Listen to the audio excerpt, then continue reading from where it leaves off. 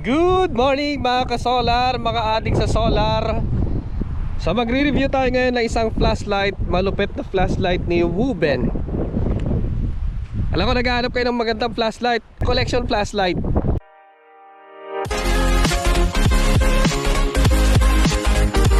So kung naboboring ka sa buhay mo, saka iisip sa about kay Meralco, about sa pag-iigpit niya sa pagsosolar, eto mag-unwind ka muna, mamasyal ka kung saan saan. So ito, habang nandito tayo sa labas, i-review natin itong bagong flashlight ni Wooben G5.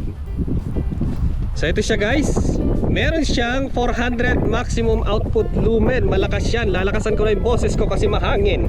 And maximum runtime na 65 hours. So lupit nito, late niya guys, pero 65 hours. Hindi, sa totoo lang talaga. So buksan natin, mahangin dito mga bossing. Pasensya na, medyo yung audio natin medyo mahangin siya. Kasi nasa gilid tayo ng dagat, nasa parang hills tayo. Ito yung sikat na pasyalan dito sa amin. So ito yung box niya guys, oh. Doon sana tayo magbablog kanina, doon sa tuktok doon. Kaya lang kasi ang daming tao. Hindi ako sanay na maraming tao. So yan guys, Wooben G5. Wooben G5. So ito siya guys, yung flashlight. And yung flashlight, yung accessories muna. Yan, meron siyang kasamang lanyard, syempre. Hoy! Nakakilig yung box. Oh, lanyard. Oops! Nakakit kasi yung kanyang charging cable, Type A and Type C. Syempre, yun naman ang uso ngayon. Labas lang natin yung lanyard. At yung kanyang user manual, hindi naman natin binabasa. Alright, so tabi natin. So ito yung kanyang flashlight. Ang lupit mga bossing kasi nga hindi lang siya ordinary, hindi na siya ordinaryong flashlight kasi nga collection flashlight siya. Ang cute, oh.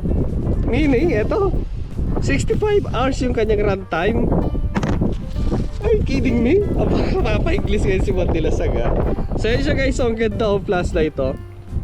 Maniniwala ba silang flashlight to? O, tingnan nyo. Meron siyang, parang siyang camera. O, diba? Parang si action, ewan ko anong, si action. Na pwedeng matilt yung kanyang, etong kanyang LED. Or, tawag dyan, yung kanyang emitter. Ayan. So, meron siyang dalawa. Tapos yung kanyang switch na pwedeng meron siyang dito, may knob. Ayan, tapos dito yung kanyang switch. Meron siyang switch. Then ito, pag binuksan mo ganyan, yun yung kanyang charging input. So type C. Tapos may lalagyan dito ng lanyard yan, oh. Then dito sa likod, magnetic. Subukan na natin kaagad. Maganda to sa may sasakyan, oh, di ba? Oh. Dikit na dikit, Lodi. So kapag rider ka, kailangan mo to kasi pang keychain lang siya. Isama mo na sa mga susi mo, diba? Sensya na kayo, malikot yung camera, ha. Tapos meron siyang clip dito, ito. Pwede clip sa dam. Pwede sa may ikot. Ang lupit dyan. Literal lupit. So yung kanyang clip sa damit dito, siguro dito natin siya ilalagay. Okay, so later on gano'n. Tapos pwede pa natin siya i-tilt na gano'n papunta sa kabila. Bi-directional mga lodi. Oh, nasa likod na siya, oh. Diba? Pwede dito. Ayan, rotatable na tawag dito yung i-clip po sa damit. Lupit. Tapos yung kanyang yung kanyang emitter, pwede mong para siyang may gimbal. Ayan, pwede mag-gimbal. Pwede sa akin, pwede sa inyo. So pwede pa siya dito sa front. Diba? So ayan, meron siyang lock. So pag naka-lock siya, di na siya pwedeng i-on pag ganon. So pag binuksan mo ganon sa kanyang emitter dito. Then for charging. Alright, so yung kanyang battery, paano kaya to? Subukan nga natin.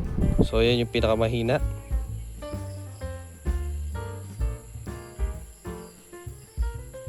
Lakasan natin. Yun, oh. Di ba masyado malakas yan? Lakasan pa natin. Ayun. Ayun, nag-blink na siya. Ibig sabihin, yun na yung pinakamalakas. Ang liit pero ang lakas niya mga lodi. Pinakamahina. Tapos turbo, double click. Boom. Panggulat. Okay, malakas siya. Okay. Iyon. So, tapos ngayon, pag ilipat naman natin sa kanyang RGB, dalawa kasi yung kanyang emitter. Ito yung kanyang flashlight, ito yung kanyang RGB. Okay, so kung ilipat natin, i-on natin ganon, then long press. Ayun, so lumipat na siya. Then, pag ililipat natin yung kanyang RGB, ito na naman ulit yung kanyang parang dial. Pwede naman natin palang iharap dito eh. You know. Boom, ganda oh. Tapos kung gusto nating maging beacon yan, kung ano yung gusto nating kulay. Yan, gawin nating beacon. Double click.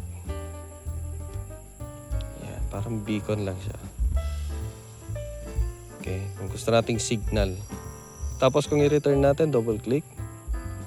Lipat ulit natin. Beacon ulit. Galing diba? Ang liit pero ang galing. So, aside from kanyang beacon na pwede nating i-select yung kulay, meron pa siyang flash na dalawang kulay. So, tatlo yon. So, pag off, basta nasa RGB tayo ha, hindi kagaya doon sa flashlight. Wag yung nandyan.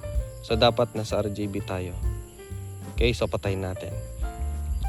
Double click lang natin. You know. Pansin nyo, dalawang kulay. Diba? So, paglipat natin, yung iba pang kulay niya, double click. Yun, bago na naman. Diba? Lupet ni Wuben G5. Tapos meron pa, double click pa natin. Oh, di ba? Lakas ng isaw, sakit sa mata. No? Ang galing. Tapos beacon. Okay. Doon naman tayo sa kanyang flash na dual color. Double click natin from up. You know. Lakas. Pang signal.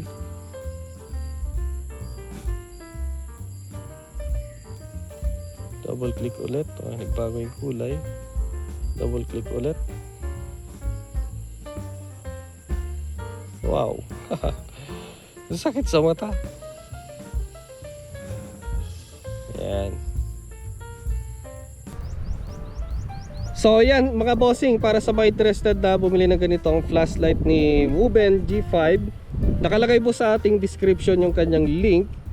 And syempre dahil mahal tayo ni Wuben, nagbigay siya ng discount coupon. So para sa mga interested bumili ng ganitong, ang ganda niya collection flashlight to. Hindi siya cheap na classic flashlight, ang ganda niya.